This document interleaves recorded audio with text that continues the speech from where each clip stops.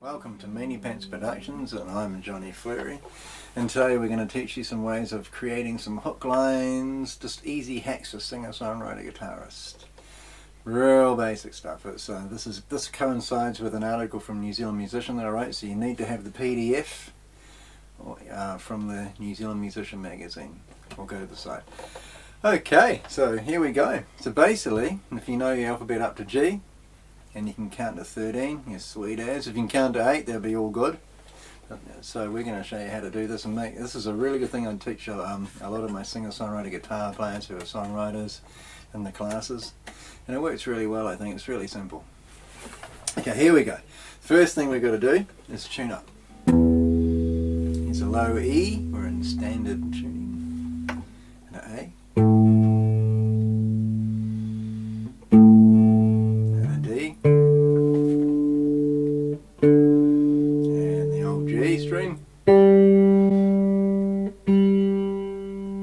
and the E.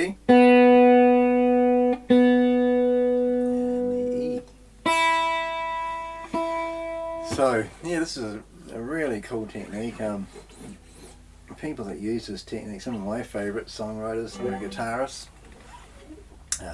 Robert Smith from The Cure is a great example of this kind of thing. So basically we're going to show you how to use scales at one string. I'll give you a bit of an example. So basically we're going to use an A string for a bit of a drone, and an A open, and here's an example of Robert Smith from The Cure. This is called a forest.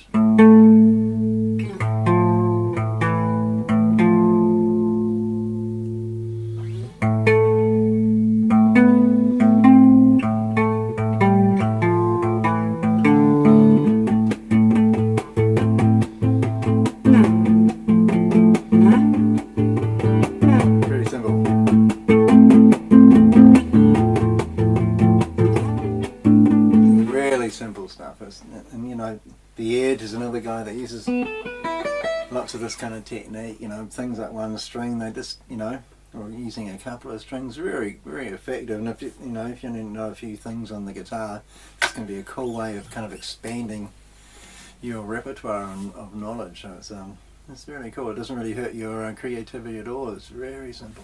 So the first thing we're going to do is show you how to make a major scale. Now, a major scale is basically the building blocks of a lot of Western music. Heaps of music comes from the major scale, you know, Motown, R&B, all that kind of stuff, punk even, you know, yeah, all that kind of stuff. A lot of music. So a major scale is made up of a pattern of tones. A tone is 2 frets, and semitones, which is 1 fret apart. So if we want to build a major scale, we're going to show you how to build a major scale at 1 string up the 5th string, starting from a C note. And the C is on the 3rd fret, 5th string. And it's made up of this, goes like this. And this is for every major scale. It doesn't matter where you start on the fretboard on the guitar and use this pattern, it'll be a major scale. So we're going to make a C major scale because we're starting on C.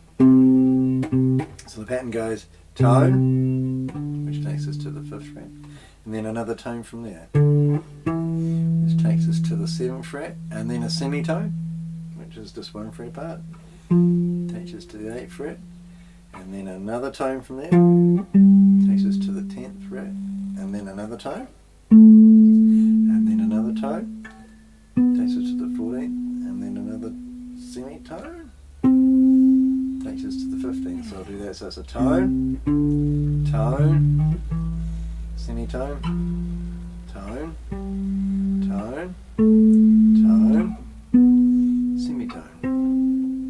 It's a major scale. It's a C major scale. 1 octave.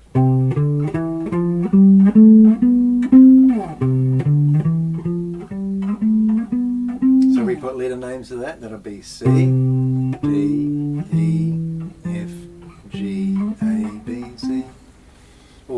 numbers, this is really important. These are called scale degree numbers.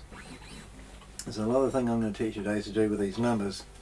So it goes 1, so we're going to put a number to each note, 2, 3, 4, 5, 6, 7, 8. And of course if you carry on, after 8 comes this extending to the second octave, 9, 10, 11, 12. Alright, so here we go. 1, 2, 3, 4, 5, 6, 7, 8. Alright, so now this is composition hack number 1. This is called a melodic cell technique. Basically, it's really cool, this one. Without even playing, I want you to pick 4 random numbers from 1 to 8. Don't even think about it, just 4 random numbers. So the other day, as an example, I was talking to my daughter and I said pick 4 random numbers from 1 to 8, and she chose these numbers. A 7. Simply 7 would be 1, 2, 3, 4, 5, 6, 7. And then she chose a 4. 1, 2, 3, 4, which would be an F. Then she chose the 1, which would be C. And then she chose a 2. 7, 4, 1, 2. So that was exercise number 2. It's got kind of an indie kind of vibe about it, isn't it? So I kind of like doing things with beats actually, because it's a really good idea for some of you singer-songwriters who play guitar. Try working with some beats. Just expands your rhythm playing a little more. Because sometimes, you know, I have heard a lot of singer-songwriters who play guitar and you get stuck into the same sort of rhythm. So it's really cool to experiment around, and it's really good for your timing, of course. I'm just using a Logic drummer. And just whacking on a simple little beat. Let me see. Oh, it's a simple little pop beat, kind of a little bit poppy, a little bit 9-inch nails. There you go, something, I don't know. So I'm just going to, so if you check out exercise 3, I'm just going to make up a riff. Now what I'm going to do is I'm going to add a drone string in there. I'm going to add in my D string and my G string, and I might hit that on accident, I don't know, who knows. The reason why these strings work is because they belong to that key. Like D belongs to the key of C, and the G belongs to the key of C. So let's see, if I put my little beat on again, I'm going to whack those, having that little drone string in there might be kind of cool, so let's see.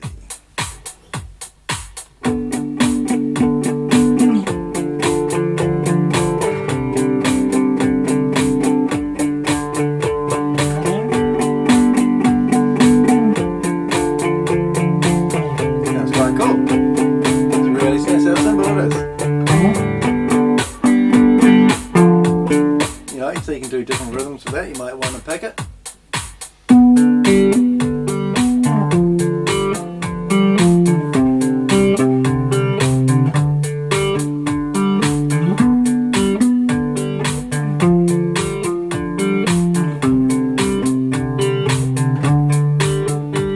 So you can kind of see how simple it is. You just pick 4 random numbers, don't even play them.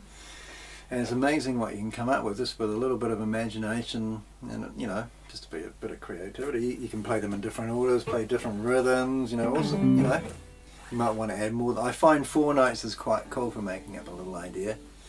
But, you know, you can change the rhythms around, put some extra notes if you want. You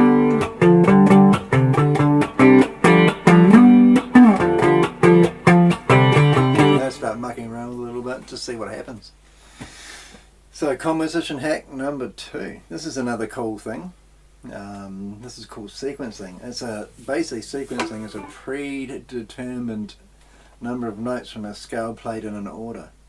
So I'm going to play in exercise 4. I'm going to play a sequence of 3 going up a major scale. You can do this up 1 string if you want. I'll show you the pattern I've got there on exercise number 4. It just goes, so if I said a sequence of 3, I'm just going up 3 notes each time. And so if I put numbers to it, it'll go like this: 1, 2, 3. Alright, then you're going to get 2, 3, 4, 3, 4, 5, 4, 5, 6, 5, 6, 7.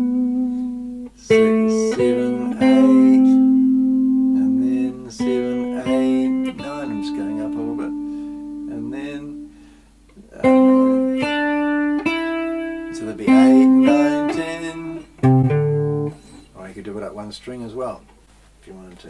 1, 2, 3, 2, 3, 4, 5, 6, 5, 6, 7, 7. I'm going to keep going. 7, 8, 9, 10. Then you might want to add maybe an open string to that.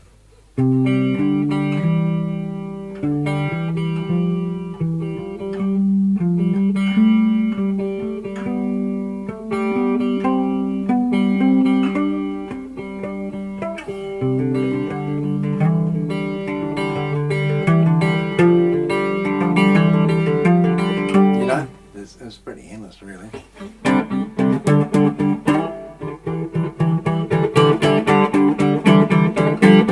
a little Dave Goblin trick there, but there you go.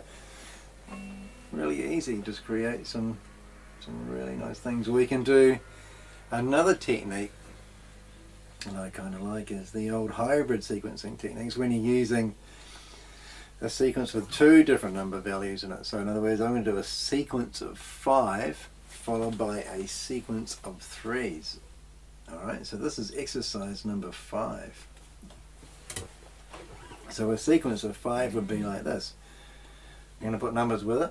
So you're going to go 1, 2, 3, 4, 5, 2, 3, 4, 3, 4, 5, 6, 7, and then you're going to get 4, 5, 6, and then you get 5, 6, 7, 8, 9, alright, and then 6, 7, 8, you know what I mean? It keeps on going. And again, you could do that at one string as well.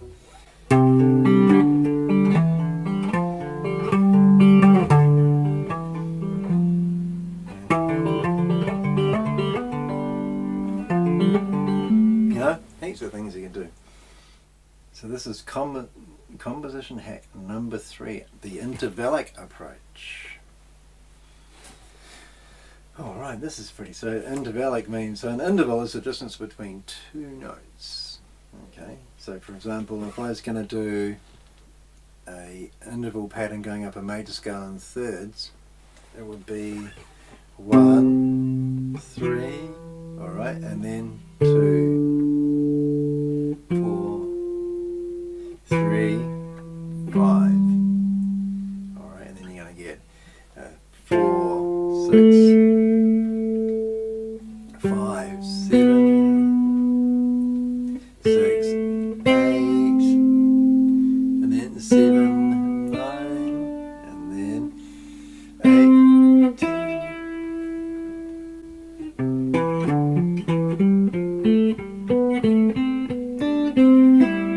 Really good at singing exercise.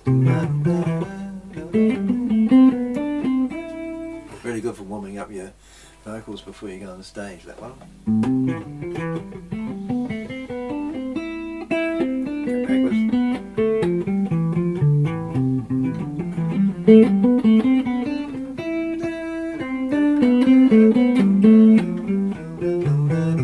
Yeah, really good one. Now this is one of my favourites. Now I've used this on, I've ruined the Meanie record with this one, Meanie song. Yeah, I've been lucky enough to work with some cool songwriters, and yeah, this is a good approach if you want to add another guitar part to a song. So this is called the hybrid intervallic approach. So this is when you're using two different kind of intervals. So basically I'm going to use a fifth followed by a third. So this is exercise 6. So if I'm going to use 2 strings for this one. So it goes like this. So basically I'm going to do a fifth. So we know what a fifth is from C or B, C, D, E, F, G. And then I'm going to follow it with a third from the next note, 1, which would be D, D, F. So the pattern would be 1, 5, 2, 4. Then you're going to go 3, 7, and then a 4, 6, and then a 5, 9, and then a 6, 8, and then a 7, 11, and then an 8, 10. put all those together.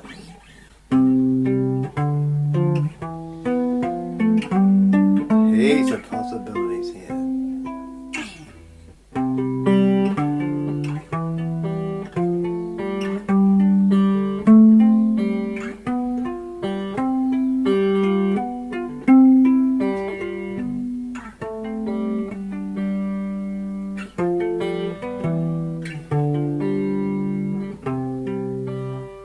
Very cool.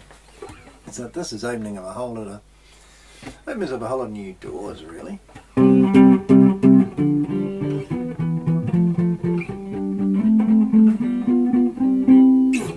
So now you can take, this is the approach I love taking with chord progression. So someone's written a chord progression. So we're just going to take a really common one. The old singer-songwriter favourite we all know and love, this bad boy. It goes, if I'm going to put numbers to the chords, it'll be a 1 in the key of C, 5, 6, I mean we've heard that before,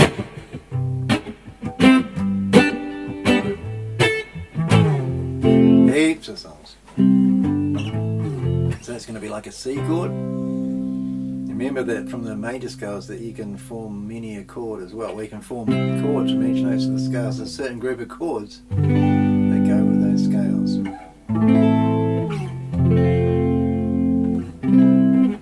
So that's a 1, 5, 6, 4. So instead of playing those chords, I mean they're all cool, but you know, a little bit done before.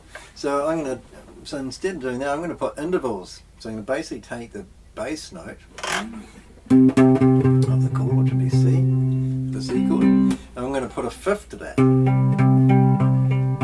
So rather than playing the old G chord, I'm going to put a third to that. Rather than playing the old minor chord, A minor, I'm going to put a fifth to that.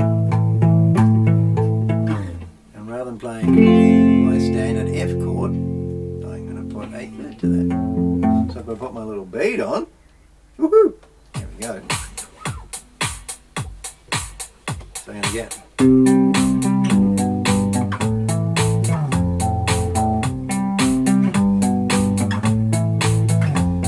Which, you know, this is a whole different little thing. You could change the intervals around if you wanted to. I could use, rather than say a fifth, I might want to use a 10th.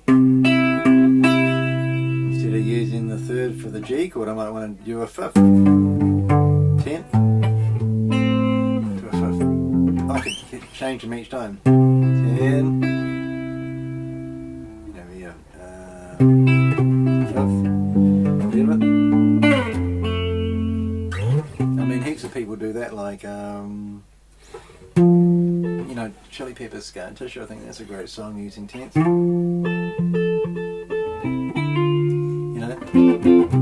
Rather playing those chords, he's kind of chosen to do that. It just gives it a bit more air, a bit more space. It sounds a bit cooler than the old, you know, full-on chord. You know, it just gives it a bit more air. I call it air anyway. Another great guy that does a lot of that too is old Andy Summers from the Police. He does it, you know.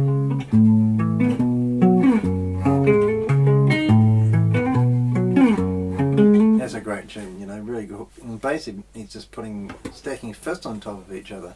So if I was going to do that in the key of C, that'd be a 1, 5, and then he's adding the 9th on top, which is like stacking 2 fifths on top of each other. Just gives you a different sound rather than using the standard chord.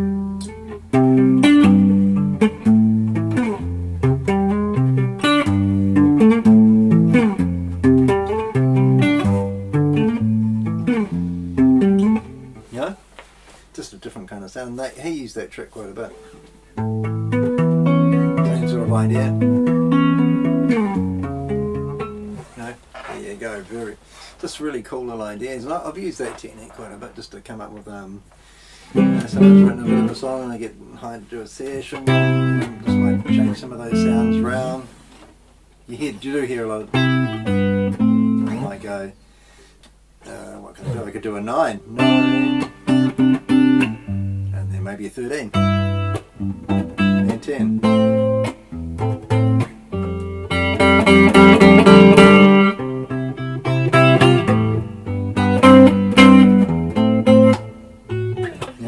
see what happens.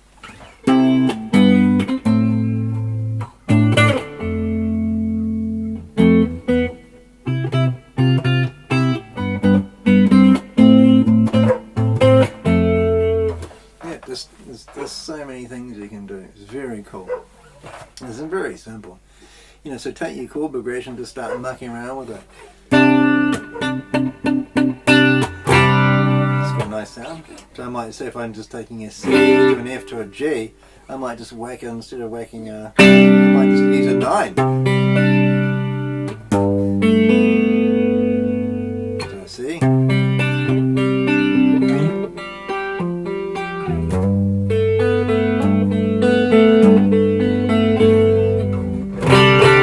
Just go. And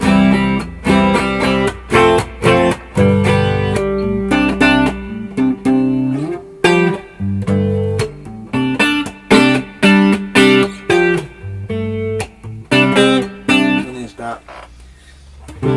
Just see what you can do. These are little ideas. So there you go, ladies and gentlemen. That's the first instalment. So next time we're going to show you how to do some chord substitutions and compositional hacks number 2. I hope you had a good time. I certainly did. I'm always having a good time, and I'm going to whack on the voodoo guy. And